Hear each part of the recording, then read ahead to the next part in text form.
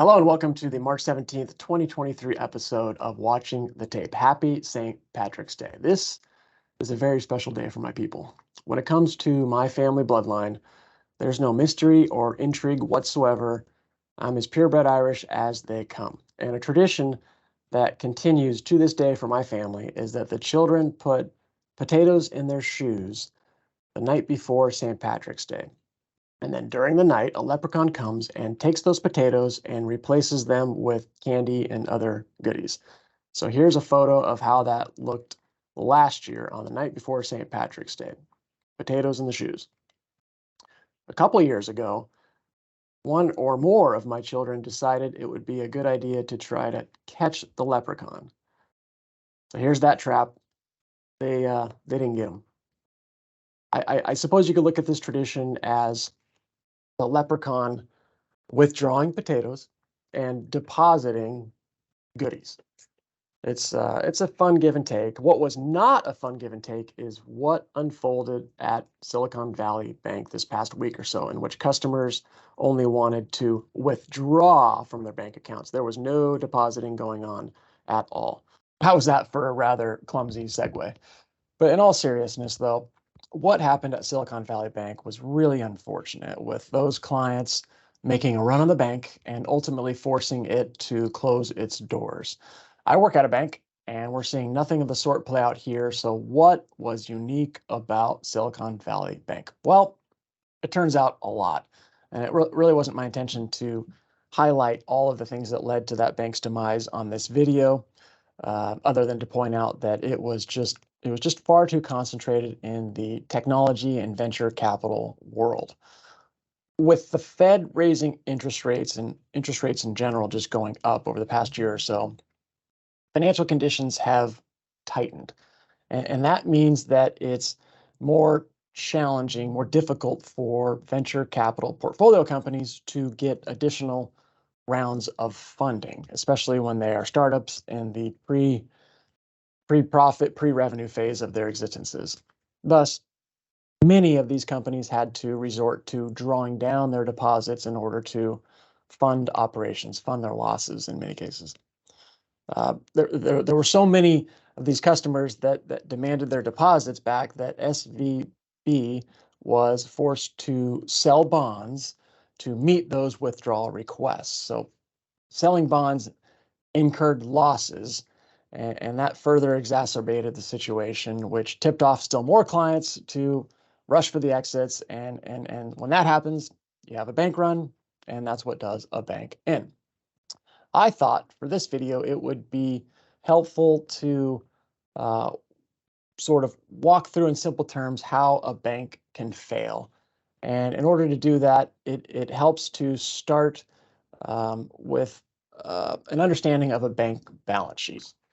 So you have assets on one side and you have liabilities and equity on the other side.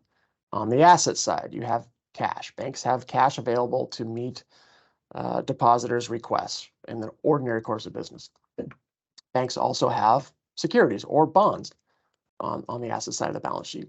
And then, of course, banks have loans. And this is a little bit backwards. Loans are liabilities for most businesses, but what is an asset? It represents the present value of future cash flows. And in this case, the bank is going to collect principal and interest on those loans in the future. So future cash flows coming to the bank, it is an asset. On the right side, this is a simple community bank that we're looking at here that is deposit funded. So bigger banks can have a little bit more complex liability sides of their balance sheet, but this is simple. It's deposit funded. And then that sliver at the bottom is the equity capital. It's important to point out that there are regulatory minimum requirements for that equity capital piece. If that dropped below a certain threshold, then it needs to be boosted somehow and raising equity in order to get back in compliance with regulatory requirements. Another way to think about equity is, in theory, if the bank were to just liquidate everything right now, sell all the bonds, sell all the loans, add it to the cash, and then pay out all the depositors, what would be left over? That would be the equity piece. That would be what the owners have a claim on. All right, and of course, balance sheets are balanced. So assets equals liabilities plus equity. All right, so in the ordinary course of business, clients come, they want to withdraw some money from the bank, and this would be normal right here, where the clients demand the sliver indicated by the blue rectangle there in deposits. Well, if you look across at the assets that the bank has available to meet the withdrawal requests, it's got plenty of cash. This is normal. All right. So what if clients want to withdraw even more? So in this case, the demand on their deposits is larger, indicated by the yellow rectangle there. And if we look across at the asset side, what can the bank do to meet those withdrawal requests?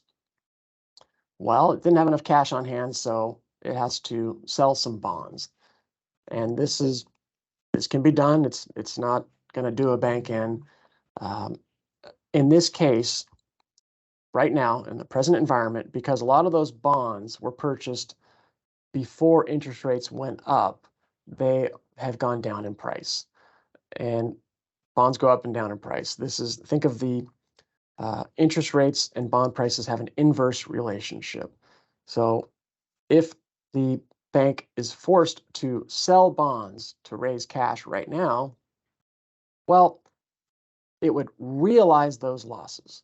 And those losses would flow through to equity, reducing their equity capital, which could bring them below the minimum requirement for equity capital, in which case they could go out and raise some equity. This is, maybe this is not considered an ideal situation, but it can be handled by banks. When I think about what happened at Silicon Valley Bank, I'm in my mind, I'm envisioning the customers coming in and withdrawing deposits indicated by that gray rectangle, in which case you look across at the asset side of the balance sheet, and the bank didn't have enough cash on hand, obviously, tried selling bonds, was incurring too many losses, which triggered the need to raise equity capital.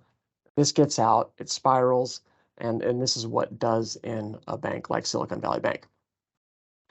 So bank runs are rare, and in my experience, always are triggered by something that could have been avoided with prudent bank management. That's just the reality. So that's it for this week. Please call if you have any questions, especially about Silicon Valley Bank. There's a lot more to talk about there. Otherwise, we'll see you in 2 weeks.